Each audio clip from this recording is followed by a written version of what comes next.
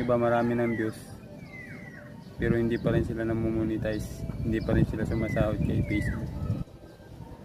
Ang akala kasi ng iba napakadali lang mag vlog. Na-experience ko rin kasi napakahirap. Mag-iisip ka kung ano magiging content mo, tapos hindi mo alam kung marami bang manonood. Kaya yung iba nawawala na ng pag-asa eh, humihinto na lang sa pagbablog. Yung iba nai-stress kasi nga kahit marami na silang views, hindi pa rin sila namomonetize. Karamihan yun. Pero marami pa rin nagtatry na mag-vlog, kaya wala namang masama kung subukan mo. Kasi meron namang nagsasucess talaga. Yung iba mga ilang taon lang o kaya months, namomonetize na agad sila.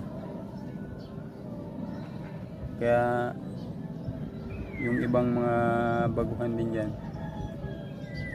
huwag lang kayo mawala ng pag-asa. Go lang para marating nyo rin yung pangarap nyo.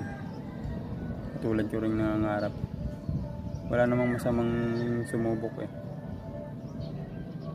Kaya so yun lang guys, share ko lang naman to.